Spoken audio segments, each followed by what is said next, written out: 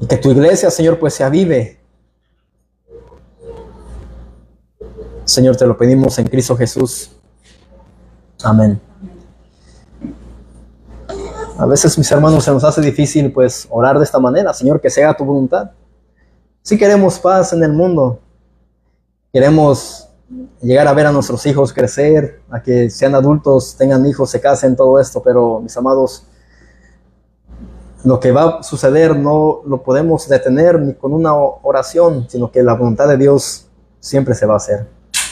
Solamente pedir, Señor, ayúdanos, danos la paz, la tranquilidad, y que sepamos que tenemos pues una esperanza que está en Cristo. Y los que somos salvos, pues iremos en gloria. Así vamos a comenzar con nuestro sermón. Estamos ahí en Hechos, capítulo 1, versículos 3 al 5. Vamos a comenzar a leer. Vamos a comenzar desde el versículo 1. En el primer tratado, Teófilo, hablé acerca de todas las cosas que Jesús comenzó a hacer y a enseñar. Ya hemos predicado sobre este versículo, que lo usé como modo de introducción. Después también prediqué sobre lo que Jesús hizo y lo que Él enseñó. Ese fue el segundo sermón.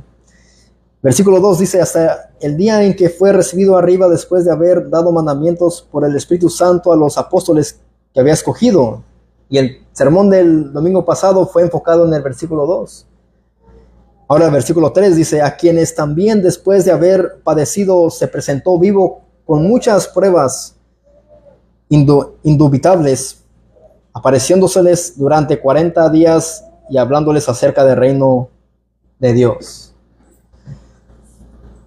Ahora aquí el autor de este libro, que es Lucas, nos dice que Jesús se les presentó vivo y resucitado después de haber sufrido muchas pruebas. Muchas pruebas.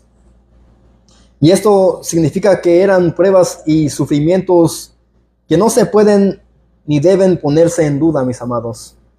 Si hemos escuchado lo que es el evangelio de que Cristo padeció y murió y sufrió por nuestras transgresiones, no debemos o no hay lugar para poner todo esto en duda. Cristo ciertamente sufrió, padeció por nuestros pecados. Mis amados, lo que Cristo sufrió en la cruz por nuestro pecado no fue una ficción, sino un hecho verdadero. ¿Quién de aquí cree que lo que Cristo padeció fue real? ¿O piensan que fue una ficción solamente? Como un cuento de hadas. Si no han visto la película The Case for Christ, que es el caso de Cristo, se la recomiendo. Creo que está en YouTube. Es sobre un caso real. Es una película que narra la historia de Lee Strobel, un periodista ateo, cuya esposa se convirtió al cristianismo, pero él después decidió aprobar que las creencias de su esposa eran falsas. Lee se aferra tanto en una investigación muy extremadamente con un propósito para desacreditar el cristianismo y refutar la existencia de Jesús. Recuerden, este hombre era un ateo. Su mujer se convierte a Cristo, se convierte y se hace cristiana, pero él, mis amados, se aferra tanto a hacer una investigación acerca de Cristo y su resurrección, y él quiere demostrar que todo es falso.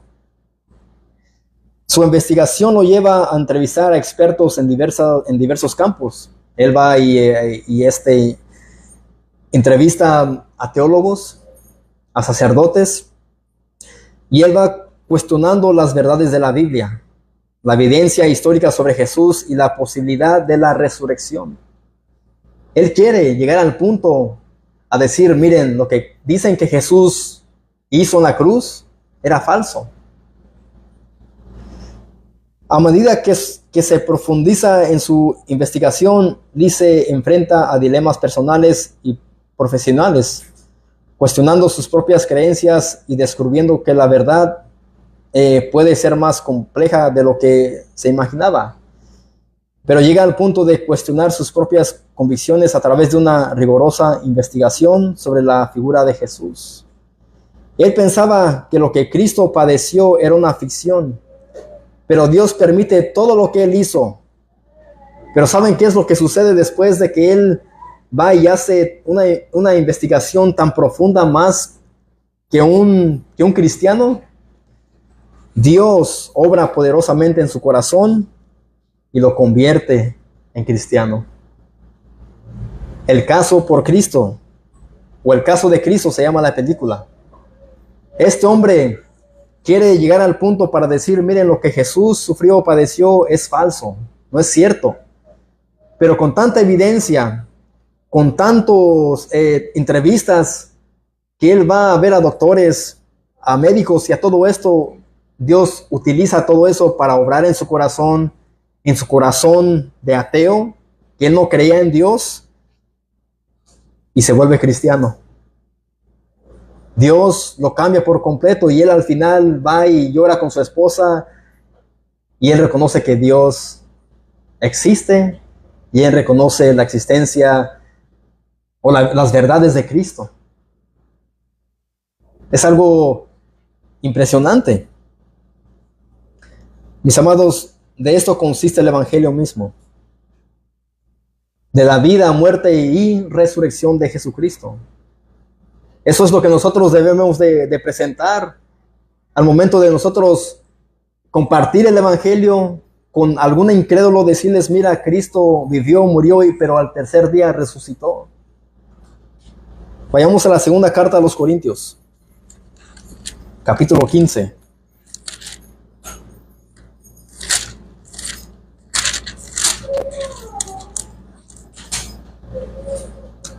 Primera carta a los Corintios, capítulo 15, versículo 3 hasta el 8.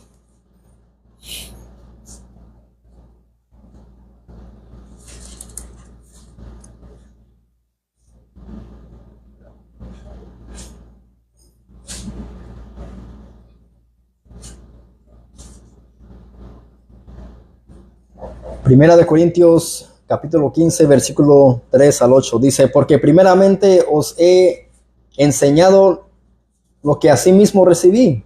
Dice el apóstol Pablo, les habla aquí a los hermanos de Corinto, que primeramente él les enseñó a ellos lo que él primeramente recibió de quién, de Jesucristo mismo.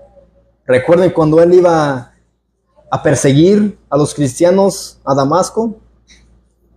Llegando a Damasco, Cristo se le reveló a él y le dice, Saulo, Saulo, ¿por qué me persigues? ¿Quién eres tú, Señor? ¿Qué quieres que haga? Que Cristo murió por nuestros pecados conforme a las Escrituras. Ahí Él les enseñó a ellos lo que Él había recibido y Él les dice que Cristo murió por nuestros pecados. Esa es una verdad. Él está hablando con creyentes y no con incrédulos. Tú no puedes ir y decirle a un incrédulo, mira, Cristo murió por tus pecados. Tienes que primeramente presentarle la ley, los 10 mandamientos y decirle, mira, tú has quebrantado toda la ley de Dios, incluyendo los 10 mandamientos. ¿Qué crees que mereces? Cielo o infierno. Y casi siempre ellos van a decir, infierno. La paga del pecado es la muerte. Eres culpable. Pero después ahí presentamos el evangelio glorioso de Cristo y después ahí les decimos, mira, Cristo, si has creído, Cristo murió por ti. Él pagó por tus pecados. Y es lo que dice ahí el apóstol Pablo, que Cristo murió por nuestros pecados conforme a las Escrituras, conforme a lo que dice la palabra de Dios. Y que fue sepultado y que resucitó al tercer día conforme a las Escrituras. Ahí vemos que Pablo dice lo mismo que Jesucristo. Cuando él fue tentado en el desierto, cuando Satanás lo tentó con la misma palabra, Cristo también se defendió con la misma palabra y él siempre le decía, escrito está, escrito está, escrito está. Eso es lo que nosotros como creyentes debemos de decir siempre, mis amados. Mira, en la palabra dice esto, escrito está. Tú dices una cosa, pero muéstrame con las escrituras y lo que tú crees, lo que tu religión cree y te ha enseñado. Si no está en las escrituras, muéstrame. Nosotros como creyentes, al igual que Jesús, el apóstol Pablo y todos los creyentes en Cristo, debemos de decir, así dice la palabra de Dios. Y ya no hay, ya Dios me reveló, Dios me mostró, Dios me ha revelado, es así, dicen las escrituras, escrito está. Aquí vemos que el apóstol Pablo pues les dice a ellos que Cristo murió por nuestros pecados conforme a las escrituras y que fue sepultado y que resucitó al tercer día conforme a las escrituras y que apareció a Cefas y después a los 12. Después apareció a más de 500 hermanos a la vez. Ahí vemos la omnisciencia, omnipresencia, perdón, de Cristo. Él tiene ese mismo atributo que el Padre, omnipresente. Ahí dice que a cuántos hermanos se le apareció.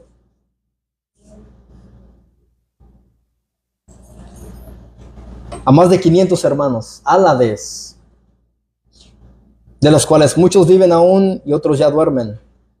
Después apareció a Jacobo, después a todos los apóstoles, y al último de todos, como un abortivo, me apareció a mí. Al apóstol Pablo.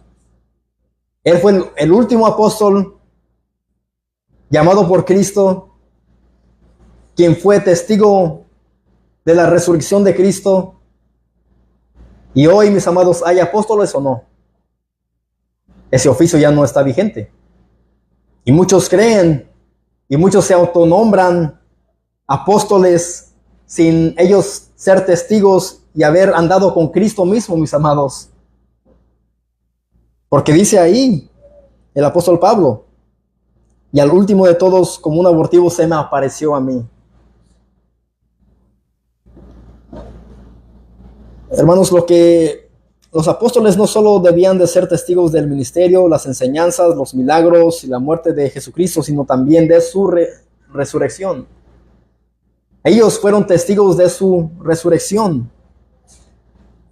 Cristo no solo se les presentó en figura de un espíritu, sino literalmente encarnado. Eso que está diciendo ahí Lucas en Hechos 3. Hechos capítulo 1, versículo 3. A quienes también después de haber padecido, se presentó vivo. Ahí vemos que se les presentó vivo. Cristo ciertamente venció la muerte. Y Él resucitó, no como en forma de un espíritu, sino encarnado.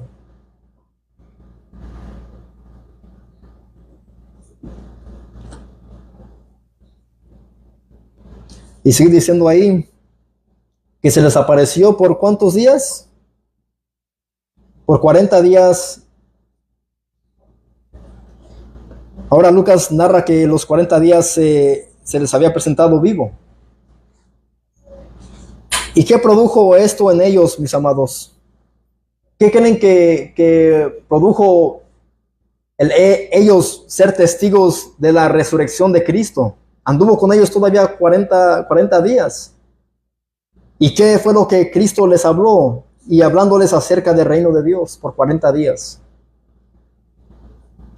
Esto produjo en ellos la autenticidad de su resurrección.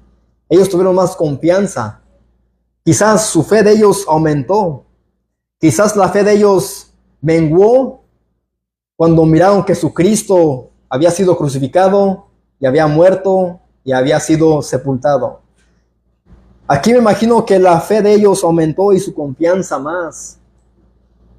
Esa confianza fue lo que los llevó a ellos ¿a qué? A predicar del Cristo resucitado. Quizás esto les dio más valor a ellos y ellos quisieron predicar a Cristo. Como dijo el apóstol Pablo en la primera carta a los Corintios, capítulo 2, vamos a ver qué es lo que dice él acerca de esto.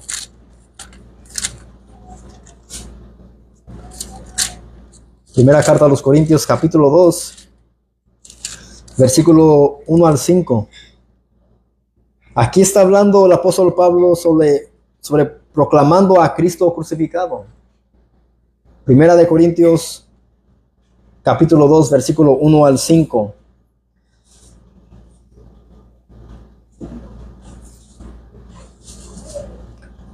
Dice, así que hermanos, cuando fui a vosotros para anunciaros el testimonio de Dios, no fui con excelencia de palabras o de sabiduría, dice el apóstol Pablo.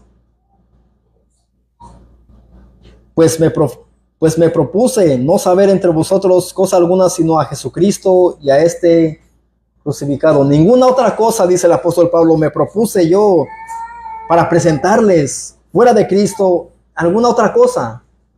Solamente a Jesucristo y a este crucificado.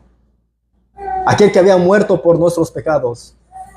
Aquel que dio su vida en la cruz del Calvario. Aquel que pagó la deuda. Aquel que murió en nuestro lugar. Dice Pablo, yo me propuse no saber entre vosotros cosa alguna sino a Jesucristo y a este crucificado. Y estuve entre vosotros con debilidad y mucho temor y temblor. Y ni mi palabra ni mi predicación fue con palabras persuasivas de humana sabiduría, sino con demostración del Espíritu y de poder. Ahí está la diferencia, mis amados. Podemos nosotros hablar mucho sobre la Biblia, conocer mucha Biblia. Incluso los religiosos conocen la Biblia, pero ellos lo hablan sin el poder del Espíritu. Aquí dice el apóstol Pablo, sino con demostración del Espíritu y de poder, para que vuestra fe no esté fundada en la sabiduría de los hombres, sino en el poder de Dios. El único deseo del apóstol Pablo al entrar a Corinto era el de predicar el único mensaje de la cruz. Hay solamente un mensaje, y ese fue el quienes los apóstoles y el apóstol Pablo y todos ellos predicaron. Su deseo no era impresionarlos con elocuencia o con un discurso sofisticado para que la fe de ellos descansara en sus habilidades o en la habilidad del apóstol Pablo como un buen orador. Más bien, predicó el evangelio y dependió del Espíritu para que los que lo escuchaban, ellos pudieran experimentar ¿qué? El poder de Dios, el poder del Espíritu. Él no quería presentarles a ellos filosofías, sabiduría humana. Y hoy en día hay muchos autores de libros supuestamente cristianos que te dan consejos a cómo ser un mejor padre, a ser exitoso en este mundo, pero va, mis amados, mezclado sabiduría humana con la palabra de Dios. Son libros que solamente te motivan a ti a ser una persona mejor, pero quizás no te confrontan con el pecado. Sí son buenos, te motivan y todo esto para levantarte el ego, para animarte, pero como dije, están mezclados con sabiduría humana y con la palabra de Dios. Y Pablo dice lo contrario. Pablo dice, no fui con excelencia de palabras o de sabiduría. ¿Por qué? ¿Con qué razón? Dice, para que vuestra fe no esté fundada en la sabiduría de los hombres, sino en el poder de Dios. Nuestra fe, mis amados, debe de estar fundada ¿en qué? En la palabra de Dios. Ese es el sostén de nuestra fe, las verdades bíblicas, las verdades acerca de Dios, acerca de Cristo y su evangelio. ¿Quién es Cristo y lo que Cristo sigue haciendo en nuestras vidas en la iglesia? ¿Cómo es que Cristo sigue operando?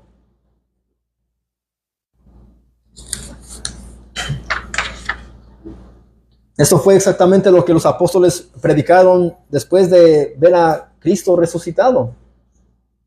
Eso fue lo que ellos predicaron. Y nosotros no necesitamos ver a Cristo encarnado, sino que hemos creído lo que dicen las Escrituras acerca de su resurrección, y nosotros debemos de andar por vista o por fe.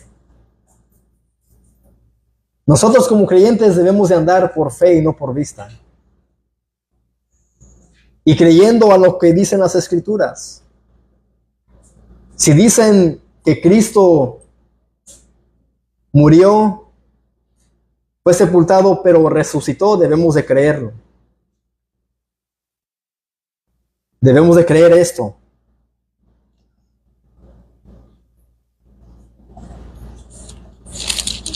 Después Lucas dice que Cristo les había hablado a los apóstoles acerca del reino de Dios. Regresemos a Hechos, capítulo 1, versículo 3. Dice ahí que se les apareció durante 40 días y hablándoles acerca del reino de Dios. Ahí vemos que Cristo, mis amados, al momento de él, pues comenzar su ministerio, él comenzó a mostrar milagros, a hacer muchos milagros. ¿A qué más? A discipular a sus discípulos. Y aún aquí, después de él haber resucitado, él sigue hablándoles a sus discípulos acerca del reino de Dios.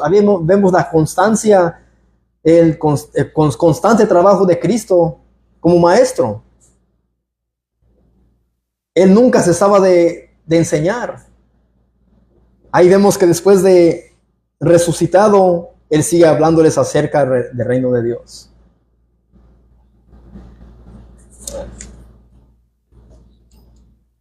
Ellos estuvieron, digamos, matriculados en el mejor curso de estudio bíblico con el mejor maestro de la historia, que era Cristo.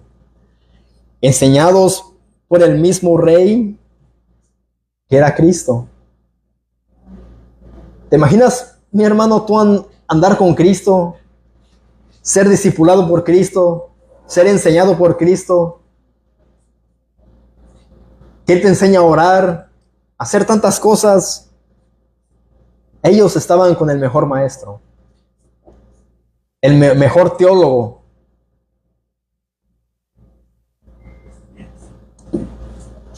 Pero de alguna manera u otra, los primeros versículos del libro de los Hechos se superposicionan con los versículos finales del Evangelio de Lucas. Y nos lleva al capítulo 24 del Evangelio de Lucas. Vamos ahí. Vamos a Lucas 24.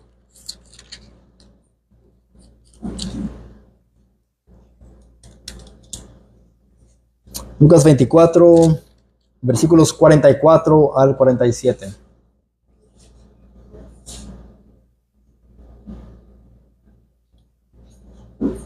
Vimos que en el versículo 3 de Hechos 1 vemos que Cristo pues les está hablando acerca de ¿qué dijimos? Del reino de Dios. Ahora en Lucas capítulo 24, versículo 44 al 47, vamos a ver qué es lo que Cristo les está hablando aquí a sus discípulos. Aquí está también cuando Jesús se le aparece a los discípulos, después de su ascensión. Dice, y les dijo, estas son las palabras que os hablé, estando aún con vosotros, que era necesario que se cumpliese todo lo que está escrito de mí en la ley de Moisés y en los profetas. ¿Y en dónde? Y en los salmos. Incluso en los salmos, en toda la Biblia, mis amados, se menciona sobre el padecimiento o la venida de Cristo. Aquí no vemos que nunca nos habla la Biblia acerca de la Virgen María, de los santos, de algún pastor, algún diácono, algún sacerdote, del Vaticano. La Biblia está centrada ¿en quién? En Cristo. Nuestras vidas deben estar centradas ¿en quién? En Cristo. Ahí vemos lo que Él dice. Estando aún con vosotros, que era necesario que se cumpliese todo lo que está escrito de mí en la ley de Moisés, en los profetas y en los salmos. Y dice después, Entonces les abrió el entendimiento para que comprendiesen las Escrituras. ¿Quién es quien les abrió el entendimiento a sus discípulos? Jesús, Cristo. Aquí no dice que ellos por sí mismos abrieron su entendimiento o ellos quisieron poner más atención o aprender lo que Cristo les estaba enseñando. Dice, entonces les abrió el entendimiento. ¿Con qué propósito? Para que comprendiesen las Escrituras. Mis amados, es Dios quien hace la obra. Es Dios quien salva. Es Dios quien llama. Es Dios quien nos guarda en nuestra salvación. Y la salvación depende de Él de principio a fin. Aquí vemos que Cristo tiene el mismo poder. Dice, entonces les abrió el entendimiento para que comprendiesen las Escrituras. No para comprender lo que ellos quieran comprender solamente, sino todas las Escrituras. Y lo mismo le pedimos a Dios que haga con nosotros. Y cada vez que yo les enseñe un estudio bíblico, les predique un sermón, ustedes entiendan lo que está en la Biblia y no lo que yo estoy hablando de mi mente carnal.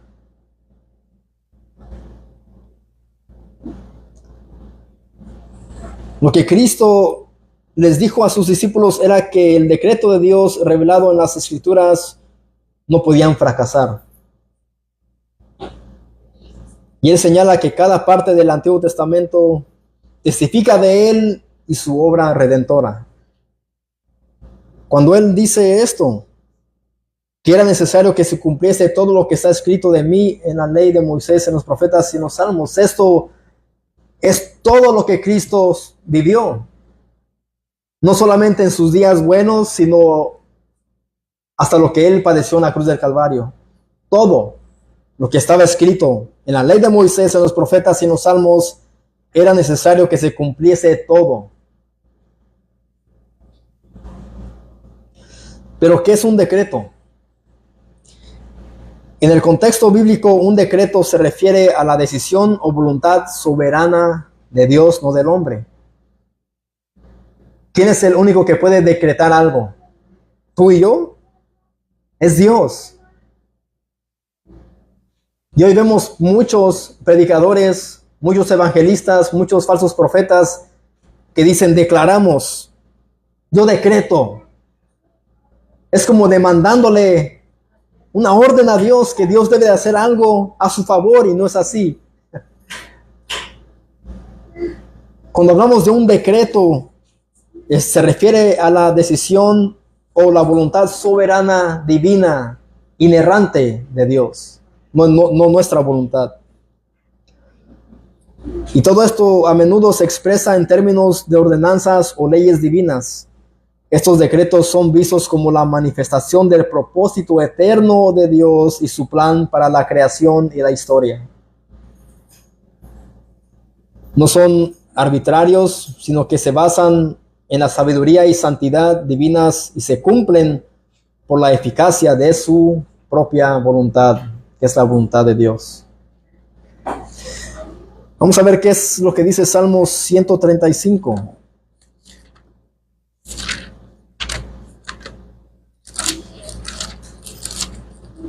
Salmos 135, versículos 5 al 8.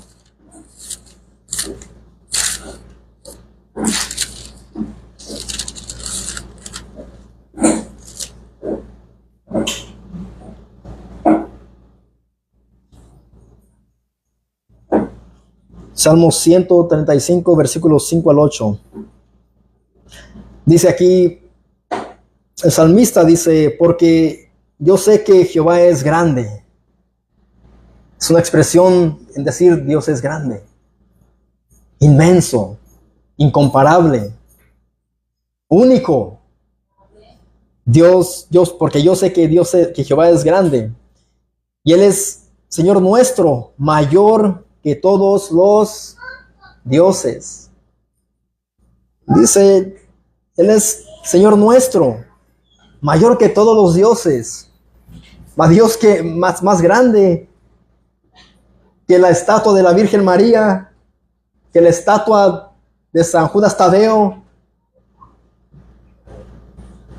de un Cristo falso, como lo vemos que está en Brasil. Está un Cristo es mucho más grande que eso.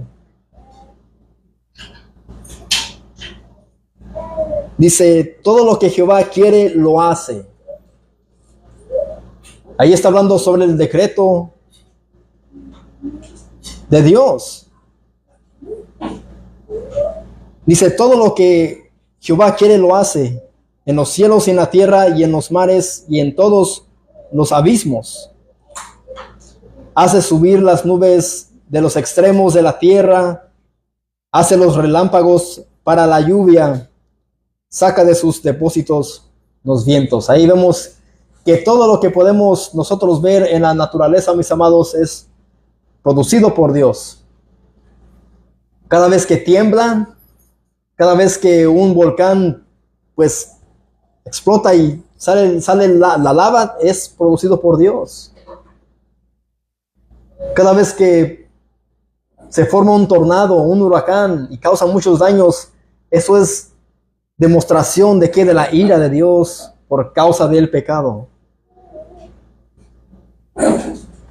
Eso es lo que es. ¿Acaso Dios es injusto? Dice el apóstol Pablo. Dios no es injusto. Pero en cuanto más va aumentando más y más la maldad y el pecado en este mundo, mis amados, Dios muestra su ira, Dios muestra su furia y Él hace como Él quiere, porque Él es Dios. Esos son decretos de Dios. Regresemos a Lucas 24.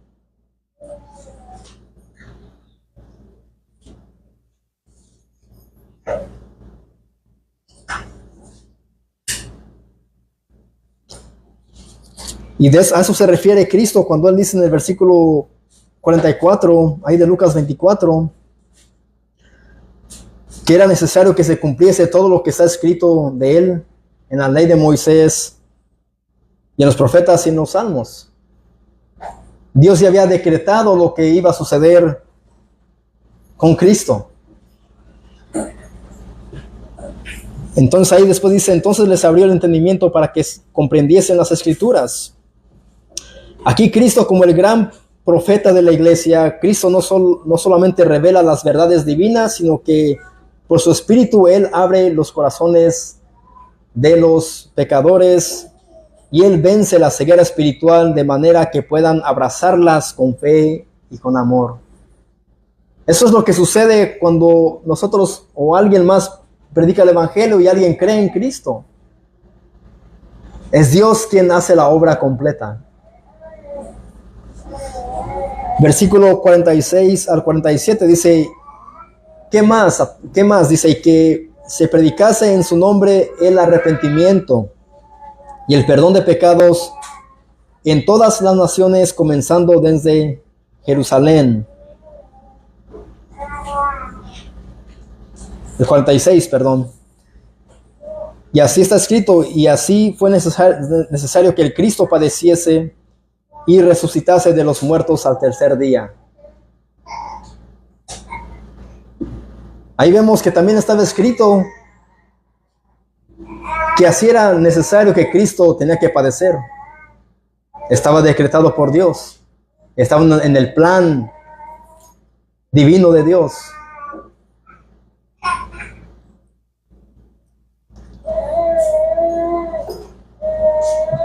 De la misma manera, la Escritura predice la muerte y la resurrección de Cristo. También predice la misión de la iglesia de predicar el arrepentimiento y el perdón de pecados en todas las naciones.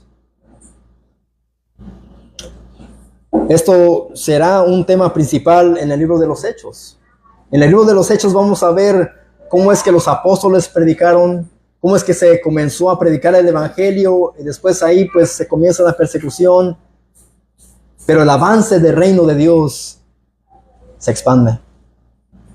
Y de eso les está enseñando Cristo, hablándoles acerca del reino de Dios.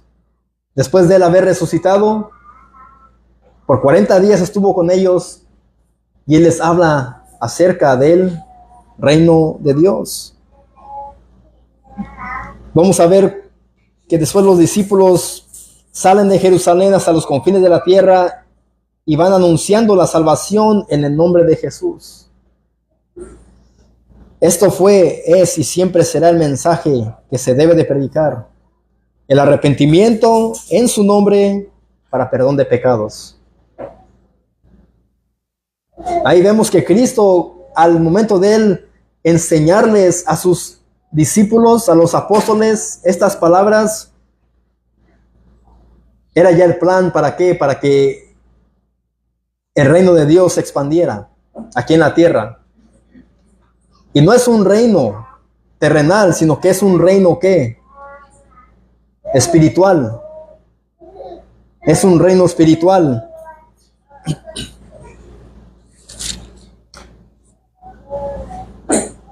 Regresamos a Hechos 1, capítulo 4, versículo 4, perdón.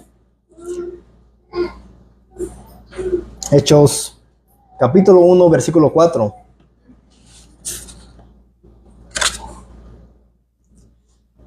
Después de eso dice, estando juntos, les mandó que no se fueran de Jerusalén, sino que esperasen la promesa del Padre, la cual les dijo, oísteis de mí. Por 40 días ellos crecieron en conocimiento del reino de Dios.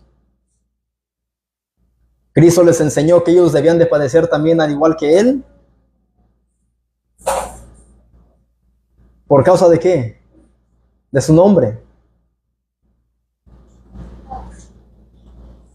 Pero se imaginan, ¿qué dirían los apóstoles? Ahora, ¿qué haremos? ¿Cómo es que vamos a comenzar a predicar el arrepentimiento para el perdón de pecados?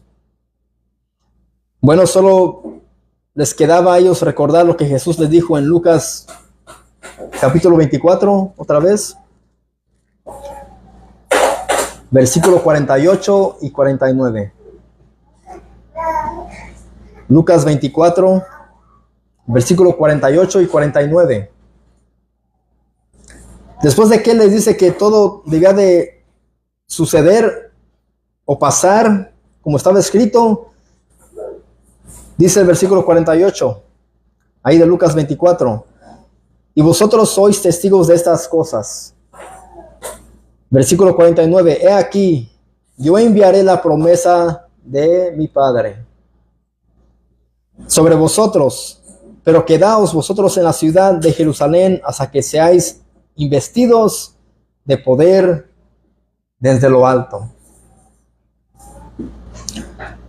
Cristo les dice a ellos que no iban a predicar en sus propias fuerzas, sino en el poder del Espíritu dado gratuitamente por Jesús en su ascensión. Él les dice, quedaos ahí. ¿En dónde? En Jerusalén. Ahí vemos que Cristo les dio órdenes a sus discípulos. Quédense ahí hasta que seáis investidos de poder desde lo alto. No se muevan, no se vayan de ahí.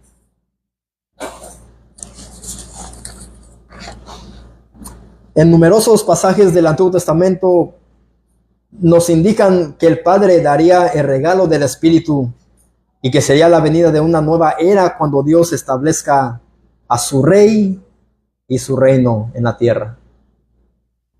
Vayamos a Joel capítulo 2. Al libro del profeta Joel capítulo 2, versículo 28 y 29.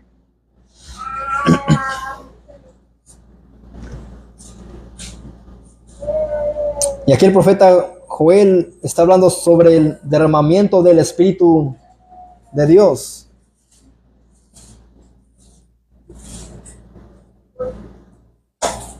Joel capítulo 2, versículo 28 y 29. Dice, y después de esto derramaré mi espíritu sobre toda carne. Y profetizarán vuestros hijos y vuestras hijas, vuestros ancianos soñarán sueños y vuestros jóvenes verán visiones. Y también sobre los siervos y sobre las siervas derramaré mi espíritu en aquellos días. Ahí vemos que Dios ya estaba dando la promesa de que Él iba a derramar su espíritu sobre toda carne, sobre todo creyente.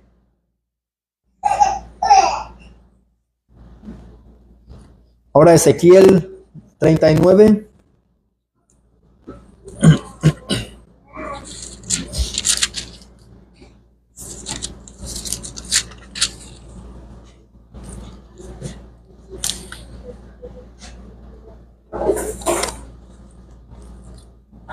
Ezequiel 39, versículo 29.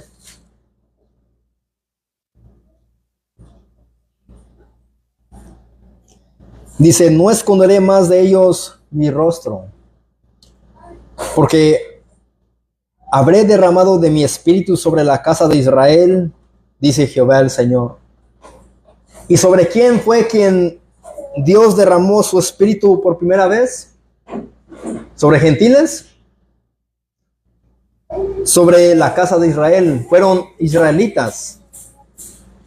En el día de Pentecostés, en el aposento alto, el espíritu primeramente fue derramado, fue puesto sobre la casa de Israel.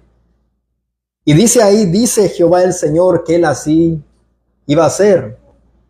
Y bien sabemos, todavía no llegamos ahí a esa porción de Hechos, pero vamos a ver, y ya conocemos, hemos leído, me imagino, en el día de Pentecostés lo que sucedió. Que todos estaban ahí orando y fueron llenos, fueron empoderados del Espíritu Santo. ¿Para qué?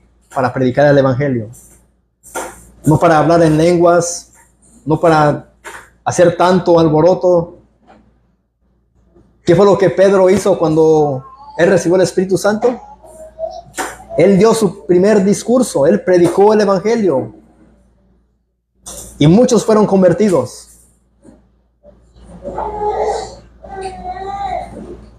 Ahora en Isaías 32.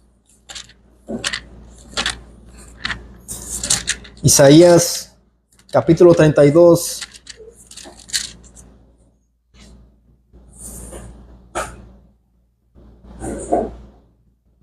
Versículo 1.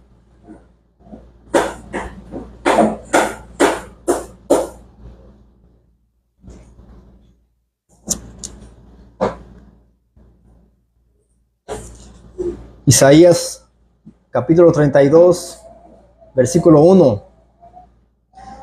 Dice, he aquí que para justicia reinará un rey. ¿A quién se refiere aquí el profeta Isaías? He aquí que para justicia reinará un rey. Y aquí está hablando sobre Cristo. Y príncipes presidirán en juicio. Ahí vemos las profecías de quién, de Cristo, y vemos las promesas de que Dios iba a derramar sobre su espíritu, sobre toda carne, sobre todo creyente.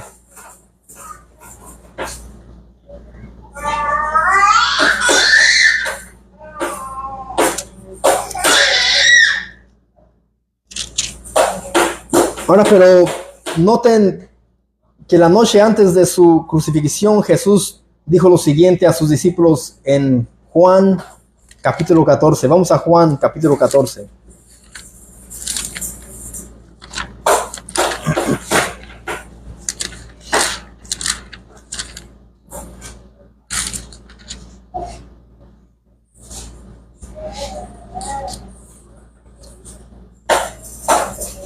Recuerden que Cristo les está hablando a sus discípulos acerca de qué, del reino de Dios. El reino de Dios es el pueblo de Dios, en el lugar de Dios, bajo el gobierno de Dios. Es lo que Cristo les está enseñando a ellos. Ahora vamos a Juan capítulo 14, versículo 26. Donde Cristo les hace la promesa también del Espíritu Santo a sus discípulos. Juan 14, versículo 26. Dice, mas el Consolador, el Espíritu Santo, a quien el Padre enviará en mi nombre, Él os enseñará todas las cosas y os recordará todo lo que yo os he dicho. Vemos que Cristo aquí les está diciendo a sus discípulos, y Él llama al Espíritu, dice más, el Consolador. Ahí vemos que esto derrumba la doctrina de los testigos de Jehová. Ellos dicen que el Espíritu Santo es como una fuerza. Pero, mis amados, una fuerza eléctrica, una fuerza de un motor, ¿acaso te podrá consolar? ¿Te podrá animar? ¿Traer alivio en el medio de tu aflicción, de tu cansancio? No. Cristo dice más, el Consolador, el Espíritu Santo, a quien el Padre enviará en mi nombre, dice, Él os enseñará todas las cosas. Y no solamente eso, dice, y os recordará todo lo que yo os he dicho. El Espíritu dice, les va a enseñar todas las cosas, más lo que Cristo les había enseñado, el mismo Espíritu les va a recordar todo. Mis amados, cuando nosotros leemos la palabra de Dios, el Espíritu Santo a veces nos va a recordar lo que hemos leído. Nos va a traer a la memoria versículos de la Biblia. Así es como opera el Espíritu Santo. En Isaías 9:6 lo voy a leer solamente yo. Dice, porque un niño nos es nacido, hijo nos es dado, el principado sobre su hombro, y se llamará su nombre admirable, consejero, Dios fuerte, Padre eterno, príncipe de paz. Ahí está hablando sobre Jesucristo. Y aquí aquí menciona y dice que Cristo, dice, su nombre será consejero. Consejero.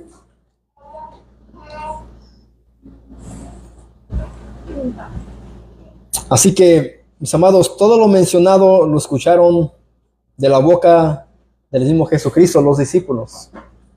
Todo lo que Él les está hablando ahí después de Él haber resucitado, me imagino que Él estaba con ellos y estaban recordando todo lo que Jesús les había dicho cuando estaba con ellos, antes de ir a la cruz, morir, ser sepultado y resucitar.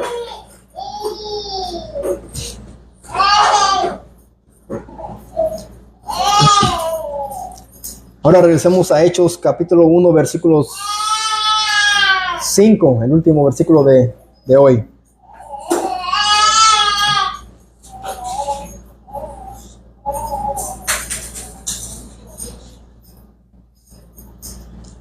Así que estando juntos les mandó que no se fueran de Jerusalén, sino que esperasen la promesa del Padre. Ahí Él les dijo, ustedes van a esperar la promesa del Padre cuando el Espíritu Santo sea derramado sobre ustedes, la cual les dijo, oísteis de mí. Porque Juan ciertamente bautizó con agua, mas vosotros seréis bautizados con el Espíritu Santo dentro de no muchos días. ¿Se imaginan qué dirán los discípulos? ¿Cómo será que seamos bautizados con el Espíritu Santo? Pero Cristo le dice, ustedes van a recibir el Espíritu Santo. En no muchos días recibirán. Permaneced ahí en Jerusalén, no se vayan, porque la promesa vendrá a ustedes. El bautismo de Juan simbolizaba la purificación y el arrepentimiento de pecados. Ese bautismo sería sobrepasado por el bautismo del Espíritu Santo, que fue el derramamiento inicial del Espíritu sobre los discípulos como señal y garantía de la resurrección de Jesús por el Padre. Eso ahí lo que fue como que Dios verificó la resurrección de Cristo. Cristo tenía que morir primero y resucitar, y después el Padre iba a enviar el Espíritu Santo. Porque el momento cuando Cristo anduvo con sus discípulos, pues Él anduvo con ellos. No tenía necesidad del Espíritu Santo. Pero al momento de Cristo morir, ser sepultado y después ascender, tenía que venir el Consolador. Tenía que venir el Espíritu para que les enseñara y recordara todas las cosas a sus discípulos. Mis amados, aquí vimos sobre las promesas fieles de Cristo. Todo lo que Cristo dijo que el Padre iba a hacer, pues se cumplió todo. Él dijo que el Padre enviará el Espíritu Santo, que Él enseñaría y recordaría todo lo que Cristo les había dicho. Y ese mismo Espíritu, mis amados, sería quien iba a operar a través de los apóstoles para establecer el reino espiritual de Dios aquí en la tierra. Y no solo en Jerusalén, sino en todas las naciones. El reino de Dios no tiene fronteras.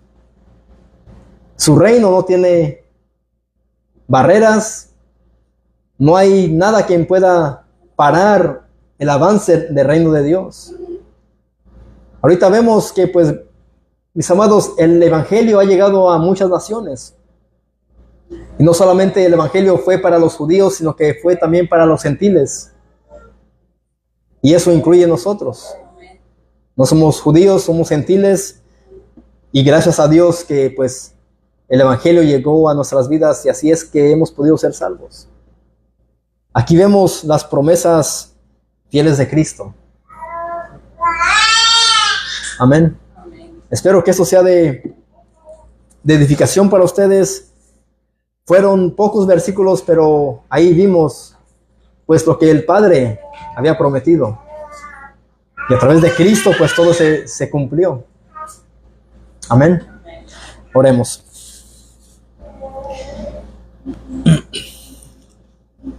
Padre, en esta hora te damos las gracias, Señor, por tu palabra.